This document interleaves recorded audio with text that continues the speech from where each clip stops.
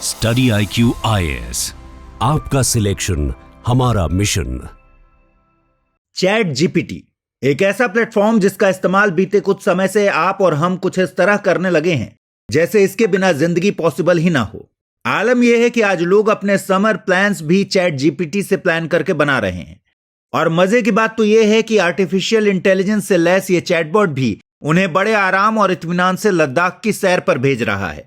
ऐसा ही एक नाम यहां डीप सीक का भी है, जिसने अभी कुछ ही महीनों पहले यूएस स्टॉक मार्केट के बहुत से ब्रोकर्स की नींद तब उड़ा दी थी जब इसका लॉन्च एक ही दिन में $108 बिलियन के नुकसान का कारण बना था। लेकिन डीप सीक और चैट जीपीटी तो बस दो नाम हैं। असल में हमारी लाइफ तो आज ऐसे कई एआई बेस्ड चैटबॉट्स और टूल्स से घिरी हुई है, जैसे सीरी, जिसका इस्तेमाल आप में से वो लोग कर रहे होंगे जिनके पास एप्पल का फोन है, या एलेक्सा, जो अमेज़न यूजर्स को असिस्ट करने के लिए बनाया गया ऐसा ही एक सिमिलर बॉट है। लेकिन क्या आप में से किसी ने लेक्सी का नाम सुना है? शायद नहीं। दरअसल लेक्सी भी एक किस्म का एआई बेस्ड चैटबॉट ही है जिसे इंडिया में ही डेवलप किया गया है। लेकिन फिर भी आप में से बेहद कम लोग इसके बारे में जानते हैं। ऐसा क्यों? सिंपल सा रीजन है, क्योंकि ये चैट जीपीटी या डीप सीक जितना इफेक्टिव नहीं है। ऐसे में सोचने वाली बात है कि आखिर क्यों इंडिया के पास अपना कोई ग्राउंड ब्रेकिंग एआई टूल नहीं है? क्यों अब तक हम इस एआई रिवॉल्यूशन का पार्ट नहीं बन पाए हैं? क्या टेक्नोलॉजी की कमी इसका कारण है, या हमारे पास टैलेंट की कमी है? क्या है कहानी इंडिया के एआई फेलियर की? आइए जानते हैं। दोस्तों, अगर आप यूपीएससी एस्पिरेंट हैं तो आपके लिए गेम चेंजिंग अपॉर्चुनिटी है स्टडी IQ का नया संपूर्ण बैच। एक कॉम्प्रिहेंसिव प्रोग्राम जिसमें टॉप एडुकेटर्स के साथ 1000+ आवर्स की live classes, personalised mentorship and handwritten notes से लेकर PRP MRP जैसे इंटेंसिव प्रोग्राम्स हैं। प्रीलिम्स और मेंस स्कॉलरशिप के तहत प्रीलिम्स क्लियर करने पर पूरी फीस रिफंड हो जाएगी।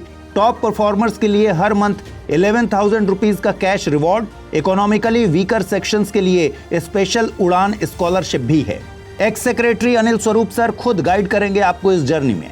स्टडी IQ पर 2 करोड़ इंडियंस का ट्रस्ट है और अब संपूर्ण बैच के साथ आपका यूपीएससी ड्रीम भी होगा अचीव। सिल्वर, गोल्ड या platinum, choose the plan that fits your needs. आपको करना क्या है? स्टडी IQ वेबसाइट पर जाइए, यूपीएससी संपूर्ण बैच पर क्लिक कीजिए and once you click on buy now, आप देख सकते हैं डिस्काउंट कोड्स। वहां पर टाइप कीजिए अमृत लाइव एंड आपको मिलेगा सबसे lowest price. And obviously your IAS journey starts here. दोस्तों, क्यों इंडिया अब तक अपने लिए डीप सीक या चैट जीपीटी जैसा कोई एआई टूल नहीं बना पाया है? इसके 3 प्राइमरी रीजंस हैं। नंबर 1, R&D की कमी। Number 2, cutting edge technology sector में स्टार्टअप्स को मिल रहा लिमिटेड प्रोटेक्शन। और नंबर 3, इंडिया का टेक इनेबल्ड इकोसिस्टम में अब तक का पुअर परफॉर्मेंस। आइए एक एक करके इन तीनों रीजंस को समझते हैं। दोस्तों, आज अगर इंडिया एआई के फील्ड में चाइना या यूएस जैसे देशों के मुकाबले पुअर परफॉर्म कर रहा है तो उसका कारण यह नहीं है कि हमारे पास इस तरह की नेक्स्ट जनरेशनल टेक्नोलॉजीज को डेवलप करने के लिए रिक्वायर्ड रिसोर्सेज की कमी हो। आफ्टर ऑल हम पाकिस्तान या सोमालिया तो है नहीं, जो आटा चावल जैसी बेसिक नीड्स के लिए भी IMF जैसे मनी लेंडर्स के मोहताज हों। हम तो ऑलरेडी दुनिया की 5वीं सबसे बड़ी इकोनॉमी बन चुके हैं, और अगर सब कुछ ठीक रहा और नेक्स्ट डेकेड में एंटर करते ही हम दुनिया की 3री सबसे बड़ी इकोनॉमी बन जाएंगे।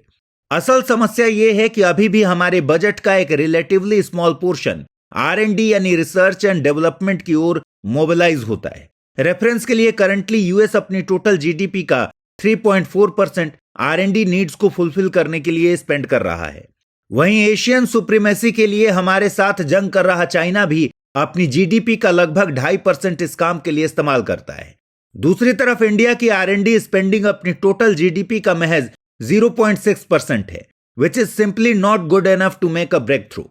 यानी इतनी कम स्पेंडिंग के साथ चैट जीपीटी या डीप सीक जैसा कोई एक्स्ट्रा ऑर्डिनरी इनोवेशन कर पाना हमारे सरकारी इंस्टीट्यूशंस के लिए तो लगभग नामुमकिन है।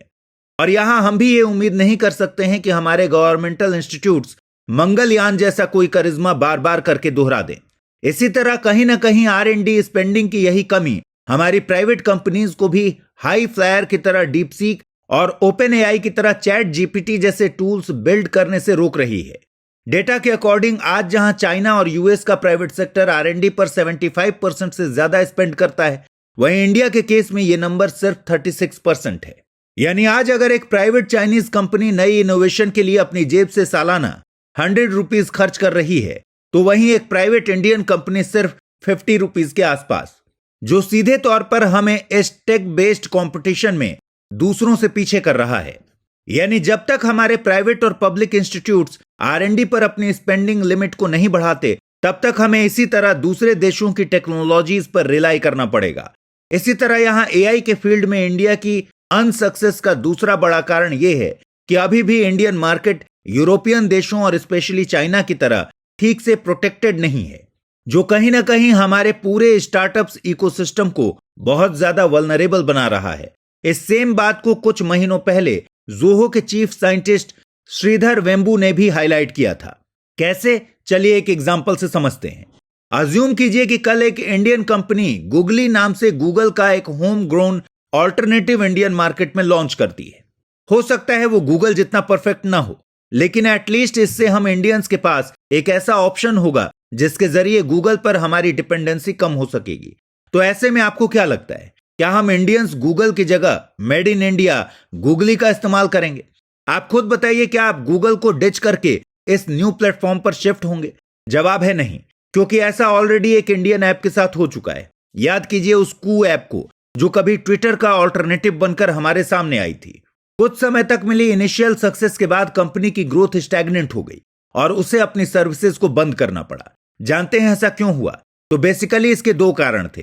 पहला कारण तो था हम इंडियंस का वो माइंडसेट जो मोदी जी के lakh make in India made in India बोलने के बाद भी मानो अंगद की पैर की तरह वैसा का वैसा बना हुआ है। जी हां, ये एक हार्श रियलिटी है कि आज भी हम इंडियंस वेस्टर्न वर्ल्ड से हेविली इन्फ्लुएंस्ड हैं, क्योंकि अभी भी हमें हाथ में आईफोन, पैरों में एयर जॉर्डन और आंखों पर फेंडी के चश्मे चाहिए। आप खुद सोच कर देखिए, आपको कितने इंडियन क्लासिकल सिंगर्स के नाम याद हैं, लेकिन अमेरिकन पॉप स्टार्स को आप बखूबी जानते हैं। फिर चाहे वो 80s के पिंक फ्लॉयड हो या फिर 2000 के वन डायरेक्शन। ठीक से देखा जाए तो हम इंडियंस पर छाया वेस्टर्नाइजेशन का यही बुखार हमारे देसी स्टार्टअप्स को बीमार बना रहा है। दूसरी तरफ अगर चाइना जैसे देशों में उनके नए स्टार्टअप एक्स्ट्रा ऑर्डिनरी परफॉर्म कर ग्लोबल मार्केट में अपनी जगह बना रहे हैं, तो उसका एक कारण यह है कि वहां के लोग आज भी अपने होम ग्रोन प्रोडक्ट्स को प्राउडली कैरी करना पसंद करते हैं। तभी तो वहां फेसबुक का ऑल्टरनेटिव वीचैट, गूगल का ऑल्टरनेटिव बाइडू और अमेजॉन का ऑल्टरनेटिव अलीबाबा इतना सक्सेसफुल है। लेकिन इन ऑल्टरनेटिव प्रोडक्ट्स के सक्सेस के लिए सिर्फ चाइनीज माइंडसेट को रिस्पॉन्सिबल नहीं माना जा सकता, क्योंकि असल में इन ऑल्टरनेटिव ऑप्शंस को लोगों की मेन चॉइस बनाने में वहां की गवर्नमेंट का बहुत बड़ा हाथ रहा है। दरअसल इंडिया में कू जैसे स्टार्टअप्स इसलिए सक्सेसफुल नहीं हो पाए क्योंकि उन्हें हमारी गवर्नमेंट से वो प्रोटेक्शन नहीं मिलती जिसके सहारे वो अपने इनिशियल ईयर्स में सर्वाइव कर पाए। होता यह है कि लॉन्ग रन में कू जैसे इंडियन स्टार्टअप्स गूगल या फेसबुक जैसे ग्लोबल जायंट से कंपीट ही नहीं कर पाते। गूगल जैसी मल्टी बिलियन डॉलर वाली कंपनीज के पास रिसोर्सेज की कोई कमी नहीं होती और वो अपने चीप प्रोडक्ट्स से किसी भी न्यू प्लेयर को इजीली साइडलाइन कर देते हैं। दूसरी तरफ चाइना अपने होमग्रोन इंडस्ट्रीज को इसी चीज से बचाने के लिए बैन जैसे हार्श मेजर्स का इस्तेमाल करता है। अब यह बात अलग है कि ऐसा करने से उसके रिलेशन दूसरे देशों के साथ खराब होते हैं, लेकिन यहां हमें यह जरूर मानना पड़ेगा कि ऐसा करने से वो अपने न्यू इनोवेशंस वाले स्टार्टअप्स को सांस लेने के लिए वो क्रूशियल विंडो प्रोवाइड कराने में कामयाब हो जाता है जिसके जरिए वो इजिली फल फूल सकें। ऊपर से इस तरह ऐप्स को बैन करने से वहां के लोगों में अपने खुद के इस्तेमाल के लिए उस तरह के सेम प्रोडक्ट्स को डेवलप करने का उत्साह भी पैदा होता है। एग्जाम्पल के लिए, जैसे ही चैट जीपीटी ने ग्लोबल मार्केट में अपनी प्रेजेंस रजिस्टर की, चाइना ने इस प्लेटफॉर्म को अपने यहां सर्विलांस और सिक्योरिटी थ्रेट बताकर बैन कर दिया। नतीजा, महज 12 महीनों में एक चाइनीज कंपनी ने डीप सीक नाम के ऑल्टरनेटिव को चाइनीज मार्केट में लॉन्च कर दिया, जिसने अपने लॉन्च के साथ ही यूएस मार्केट को $108 बिलियन का चूना लगा दिया। यानी अगर इंडिया को भी एआई फील्ड में थ्राइव करना है तो हमारी सरकार को भी कुछ out of the box steps लेने पड़ेंगे। हो सकता है कि हमारी आवश्यकता भी ऐसे ही किसी बड़े आविष्कार की जननी बन जाए। अब बात करते हैं अपने तीसरे और आखिरी फैक्टर की, जिसे एआई रेस में हमारे पिछड़ने का सबसे बड़ा रीजन माना जा सकता है। दरअसल हमें यह समझना होगा कि एआई अपने आप में एक नई फील्ड जरूर है, लेकिन असल में यह कटिंग एज टेक्नोलॉजीज के एक ऐसे इकोसिस्टम का पार्ट है जिसमें इंटरनेट, सेमीकंडक्टर, लैपटॉप्स, स्मार्टफोन्स जैसे वेरियस एलिमेंट्स आते हैं, और अभी तक इंडिया इनमें से एक भी फील्ड में सक्सीड नहीं कर पाया है। एग्जाम्पल के लिए इंटरनेट। जिसके इस्तेमाल में तो हम दुनिया में सेकंड हाईएस्ट हैं, लेकिन इतने सालों के बाद भी हम अब तक इस डोमेन में कोई सिग्निफिकेंट कंट्रीब्यूशन नहीं कर पाए हैं। सिमिलरली स्मार्टफोन्स को ही ले लीजिए, आज पूरा Indian market Apple, Samsung, Vivo जैसे फॉरेन प्लेयर्स से भरा पड़ा है, जिन्होंने इंडियन स्मार्टफोन मार्केट में अपनी मोनोपोली बना ली है। वहीं माइक्रोमैक्स, कार्बन और इंटेक्स जैसे हमारे डोमेस्टिक प्लेयर्स तो कब के इस रेस से ही बाहर हो चुके हैं। ऐसा ही सेम सिनेरियो सेमीकंडक्टर के केस में भी देखने को मिलता है, जहां चाइना, साउथ कोरिया और यूएस जैसे देश अकेले ही मार्केट की टर्म्स और कंडीशंस को डिक्टेट कर रहे हैं। अब आप में से जो लोग भी थोड़ा बहुत टेक मार्केट को जानते हैं, उन्हें यह पता होगा कि ये एक ऐसी इंडस्ट्री है जहां एक सिंगल लाइन फॉर्मूला वर्क करता है, और वो है once you left behind you left behind. यानी इस सेक्टर में एक बार जो पीछे छूट गया उसका दोबारा ऊपर आना मुमकिन नहीं होता। इसका मतलब जब तक इंडिया टेक्नोलॉजी के इन सभी सेगमेंट्स में अपनी जगह नहीं बना लेता, तब तक एआई या किसी भी दूसरे टेक बेस्ड प्लेटफॉर्म को बिल्ड करना हमारे लिए पॉसिबल नहीं होगा। लेकिन ऐसा करने में तो कई डेकेड्स बीत जाएंगे, और तब तक तो बाकी दुनिया हमसे बहुत आगे निकल चुकी होगी। तो क्या किया जाए? अब इस सिचुएशन से बाहर आने के हजारों तरीके हो सकते हैं, लेकिन सबसे लॉजिकल स्टेप यह होगा कि इन बाकी स्टेप्स को ही स्किप कर दिया जाए। यानी स्मार्टफोन, सेमीकंडक्टर जैसे मार्केट में अपनी जगह बनाने की कश्मकश में उलझने के बजाय हमें उन देशों का साथ तलाशना होगा, ऐसे प्लेयर्स की मदद लेनी होगी जो हमारा काम आसान बना दें। एग्जाम्पल के लिए एआई में स्पेशलाइज्ड सेमीकंडक्टर की जरूरत बहुत ज्यादा है, तो ऐसे में खुद इस तरह के सेमीकंडक्टर बनाने से अच्छा है कि हम इनिशियली एनवीडिया जैसे यूएस प्लेयर्स के साथ कोई डील क्रैक कर लें, ताकि एक बार हम भी इस रेस में दौड़ना तो शुरू करें। यह कुछ वैसा ही होगा जैसा कभी 60s और 70s में हमने अपनी स्पेस टेक्नोलॉजी जर्नी को स्टार्ट करने के दौरान किया था, जहां हमें रशिया से कटिंग एज स्पेस टेक्नोलॉजी खरीदा, अपने प्राइमरी रॉकेट्स तैयार किए, जिसने सही मायने में हमें स्पेस टेक्नोलॉजी रेस से बाहर नहीं होने दिया। और देखिए आज इस पर्टिकुलर फील्ड में हम ग्लोबल लीडर्स की तरह कितना बेहतरीन परफॉर्म कर रहे हैं। लेकिन सबसे बड़ा सवाल है कि क्या यूएस एनवीडिया को ऐसा करने देगा? क्या वो चाहेगा कि स्पेस टेक्नोलॉजी की ही तरह इंडिया एआई के फील्ड में भी सक्सेसफुल हो? फिलहाल तो ऐसा नहीं लगता। दरअसल बाइडेन के समय से वॉशिंगटन ने जीपीयू यानी ग्राफिक्स प्रोसेसिंग यूनिट पर 50,000 यूनिट्स की एक कैप को इंपोज कर रखा है।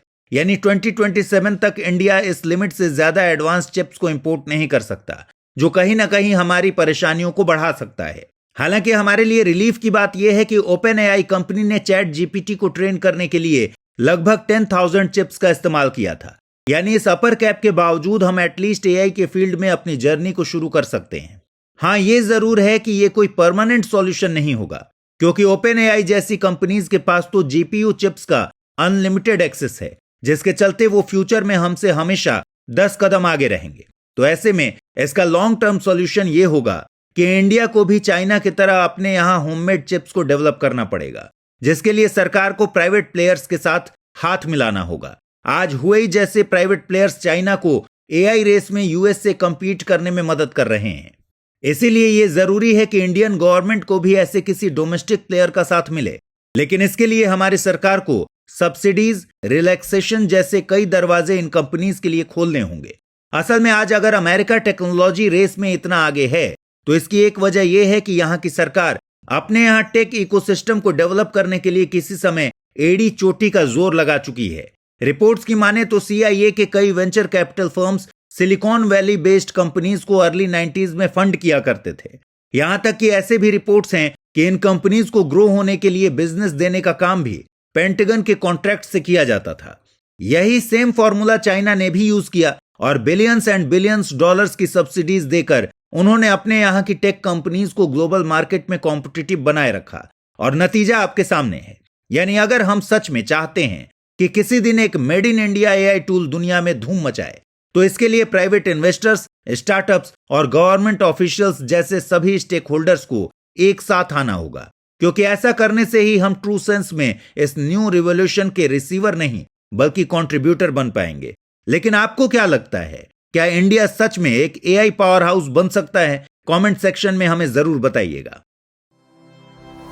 स्टडी IQ IAS, आपका सिलेक्शन हमारा मिशन।